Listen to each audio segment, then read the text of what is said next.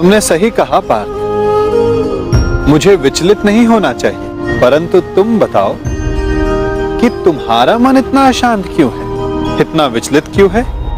ऐसा कौन सा भाव है जो तुम्हें कष्ट दे रहा है? बोलो पार्थ।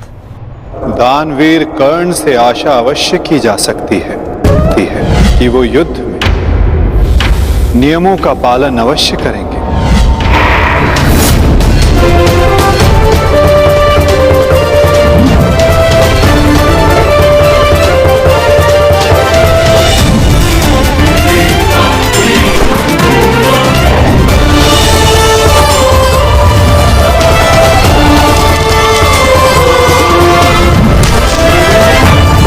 वाह, कितना अद्भुत धनुधर है ये।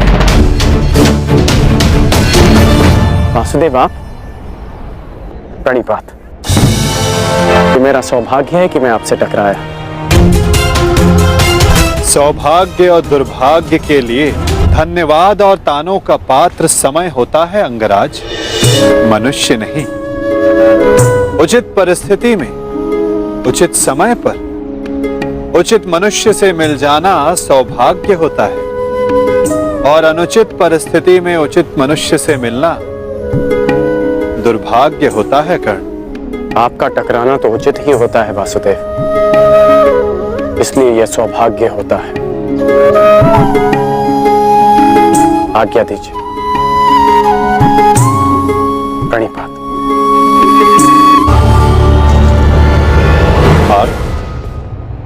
इसके शब्दों की भांति इसके बाण भी कितने अमोघ हैं ना। शब्दों का तो ज्ञात नहीं, परंतु लक्ष्य भेद करने के लिए मेरे बाण कर्ण से अधिक शक्तिशाली और तीव्र हैं माधव, और ये बात आप भली भांति जानते हैं। आज किसी के शब्दों में धार दिखाई दे रही है पार्थ। अब बता भी दो अपने सखा को, ऐसी कौन सी बात है जो प्रतिपल तुम्हें और अधिक अशांत किए जा रहे हैं पार्थ? आप तो ऐसे कह रहे हैं माधव, जैसे कि आप तो कुछ जानते ही नहीं। कैसे जानूंगा? मैं कोई अंतर्यामी थोड़ी ना हूं। जो संसार में कोई नहीं देख सकता उसे आप देख लेते हैं, जो सबके समक्ष है उससे अनजान होने का अभिनय करते हैं। आप भली भांति जानते हैं इस बात को कि मैं इतना व्यग्र क्यों हूं, क्यों आपके विचारों पर, आपके समय पर उसका अधिकार है। क्यों माधव, क्यों? प्रशंसा उसकी की जाती है पार्थ जो प्रशंसा के योग्य होता है। महत्व उसे दिया जाता है जो महान होता है, और समय उसे दिया जाता है जो स्वयं समय को परिवर्तित करने की शक्ति रखता हो। और मैं क्या, कर्ण की कुशलता और लगन को देखकर उस पर कोई भी मोहित हो सकता है। ऐसा कोई नहीं जो कर्ण की कुशलता को अनदेखा कर सके, केवल उनके जो उसके प्रति ईर्ष्या रखते हैं। बस बस माधव, रुक जाइए। आपको लगता है कि मुझे कर्ण से ईर्ष्या है, परंतु मुझे कर्ण से ईर्ष्या क्यों होगी माधव? मैं भी मानता हूँ कि वो एक महान धनुर्धारी है, और इस बात का मैं सम्मान भी करता हूँ, इसलिए उसके साथ अपना अधूरा धन पूर्ण करना चाहता हूँ। परंतु माधव, आप कैसे भूल सकते हैं, वो अर्जुन ही था जिसने विराट युद्ध में कर्ण को पराजित किया था। वो अर्जुन ही था जिसने कर्ण के रहते हुए पांचाली के स्वयंवर को विजित किया था। मैं स्वीकार करता हूं कि कर्ण एक महान योद्धा है, धनुर्धारी, परंतु मुझे आज तक उसने कोई अद्भुत बात नहीं दिखी। परंतु आज एक विचित्र बात का भान अवश्य हुआ है कि आपके हृदय में अर्जुन से अधिक कर्ण बसता है। पार्थ, विराट युद्धगह में तुमने नहीं, सूर्यास्त ने उसे परास्त किया था। पांचाली के स्वयंवर एक सूत के प्रति क्षत्रियों के दीर्घाह ने जीता। और रही बात मेरे मन में सम्मान की, तो पार्थ, मेरे मन में, मेरे हृदय में जितना सम्मान तुम्हारा है उतना ही सम्मान अंगराज कर्ण का है पार्थ। जलधारा की शक्ति का अनुमान उसकी सतह को देखकर नहीं लगाया जा सकता पार्थ। जलधारा की शक्ति उसके भीतर छिपे उथल तरंगों में होता है पार्थ, जिसका अनुमान समय आने पर सबको हो जाता है। सत्य सदैव वो नहीं होता पार्थ जो सबको दिखाई देता है। सत्य वो भी होता है जो हमारी दृष्टि देख नहीं सकती, और बहुत शीघ्र तुम्हें उसका अनुमान भी हो जाएगा। क्षमा चाहता हूँ माधव, परंतु एक बात जानना चाहता हूँ, ऐसा क्या है उस कर्ण में जो वो कर सकता है और वही सब उससे अधिक कुशलता से मैं कर सकता हूँ। अवश्य पार्थ, अवश्य तुम कर सकते हो, परंतु कर सकने में और कर लेने में बड़ा अंतर होता है पार्थ। अर्थात शब्द और अर्थ के फेर में मत पड़ो पार्थ, उससे कोई लाभ नहीं होता। नहीं माधव, लाभ है। बहुत गुणगान सुन लिया कर्ण का। आज तक मैंने आपकी हर बात आंख मूंद कर मानी है, परंतु आज मुझे साक्ष्य चाहिए, प्रमाण चाहिए कि कर्ण श्रेष्ठ क्यों है। तुम्हें पूर्ण विश्वास है पार्थ कि तुम प्रमाण पाना चाहते हो? हाँ माधव। ठीक है अर्जुन, मैं तुम्हें सिद्ध करके दिखाता हूँ, कदाचित उसके पश्चात तुम्हें विश्वास हो जाए। यदि फिर भी विश्वास ना हुआ तो? मैं वचन देता हूँ पार्थ, कर्ण की प्रशंसा तो दूर, तुम्हारे समक्ष उसका नाम तक नहीं लूंगा। मैं परीक्षा के लिए तैयार हूँ माधव। उन दो पर्वतों को देख सकते हो पार्थ?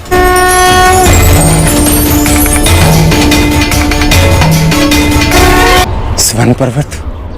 हाँ पार्थ, अब ये दोनों पर्वत स्वर्ण में परिवर्तित हो चुके हैं। अति सुंदर। स्वर्ण वो वस्तु होती है पार्थ जिसे हर कोई अर्जित करना चाहता है, और अब मैं ये कहता हूँ कि इन दोनों स्वर्ण पर्वतों पर तुम्हारा अधिकार है, और मैं ये चाहता हूँ कि इन दोनों स्वर्ण पर्वतों को समान मात्रा में बांटकर इन ग्राम वासियों में दान कर दो। परंतु पार्थ, एक बात का स्मरण रखना, इन पर्वतों का सारा स्वर्ण दान करना होगा। स्वीकार है तुम्हें? मुझे स्वीकार, आज्ञा दीजिए मां। ग्रामवासियों, मैं पांडु पुत्र अर्जुन ये घोषणा करता हूँ, ये दोनों स्वर्ण मेरु समान मात्रा में विभाजित करके आप सबको दान में दिए जाएंगे। इसलिए आप एक पंक्ति में खड़े हो जाएं और अपना अपना भाग लेकर आगे जाएं, और विश्वास रखिए सबको समान मात्रा में स्वर्ण मिलेगा। पांडु पुत्र अर्जुन की।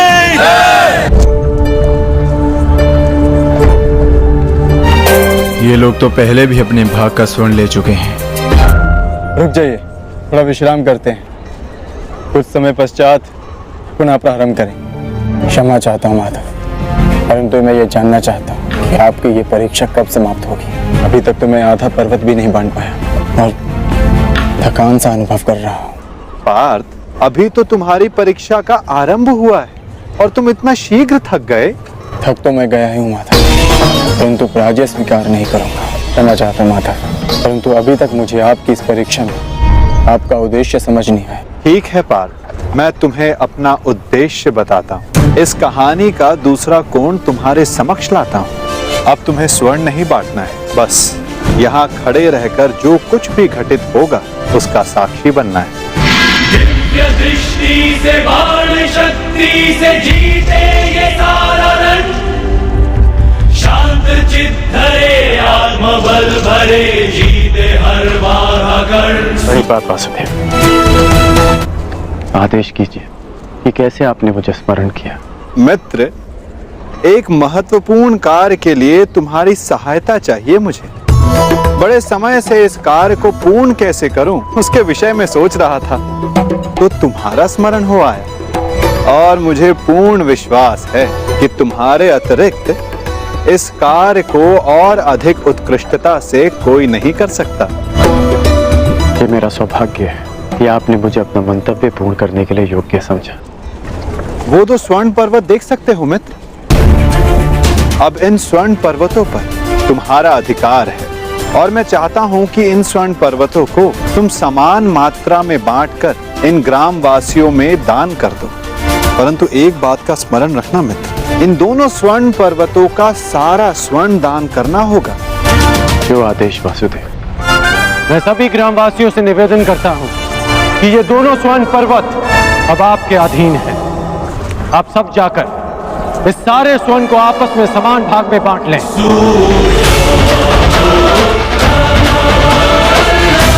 जाइए।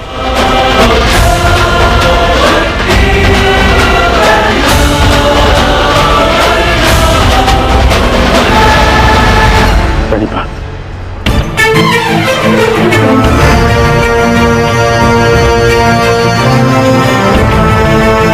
तुम्हें ये स्वर्ण इन ग्राम वासियों में बांटना था, परंतु तुम भी इन ग्राम वासियों की भांति ही स्वर्ण के प्रति आकर्षित हुए। कदाचित तुम स्वर्ण को ऐश्वर्य और सम्मान प्राप्त करने की वस्तु समझते हो। तुमने अपने अनुमान से इस स्वर्ण को इन लोगों में दान किया, परंतु तुम्हें इसका ज्ञात नहीं था कि किसको कितनी आवश्यकता है। और कर्ण के मन में इस स्वर्ण को लेकर कोई आकर्षण, कोई लालच नहीं था पार्थ। और ये सब ग्रामवासियों में दान करके वो वापस लौट गया। पार्थ, जिस पर दान करने का उत्तरदायित्व हो, उसके मन में वस्तु के प्रति लोभ नहीं होना चाहिए। तुम्हारे मन में ये इच्छा थी कि तुम्हारा न्याय पूर्वक ये स्वर्ण दान करने के लिए ये लोग तुम्हारी प्रशंसा करें। और कर्ण के मन में केवल कर्म करने की इच्छा थी पार्थ, फल पाने की नहीं।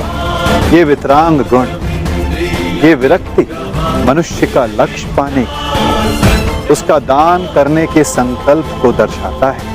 एक समय था पार्थ कि तुम केवल चिड़िया की आंख को देखते थे, परंतु आज तुमने केवल चिड़िया की आंख को नहीं, पूरी चिड़िया को देखा, उसकी चाह पूर्ण करने की राह को देखा। और यही अंतर है तुम में और कर्ण में पार्थ, वही अंतर जो एक सामान्य मनुष्य और विशेष मनुष्य में होता है। मैं आपका तात्पर्य समझ गया माता, और ये भी समझ गया कि आपके हृदय में कर्ण का स्थान मेरे स्थान से ऊपर क्यों है। नहीं पार्थ, ऐसा नहीं है। तुम भी मेरे लिए अत्यधिक प्रिय हो, परंतु जैसा कि मैंने पहले भी कहा, जितना प्रेम, जितना सम्मान मेरे हृदय में कर्ण के लिए, उतना ही प्रेम, उतना ही सम्मान तुम्हारे लिए भी मेरे हृदय में है पार्थ। परंतु कर्ण के प्रति मैं तुम्हारा दृष्टिकोण बदलना चाहता हूँ। जिस प्रकार, जिस दृष्टि से मैं कर्ण को देखता हूँ, उसी दृष्टि से तुम्हें भी दिखलाना चाहता हूँ पार्थ। मैं तुम्हें केवल ये बताना चाहता था पार्थ कि क्यों कर्ण को दानवीर कर्ण के नाम से जाना जाता है। मैं समझ गया माता, आप धन्य हैं। जो कुछ है संसार में, जो कुछ है संसार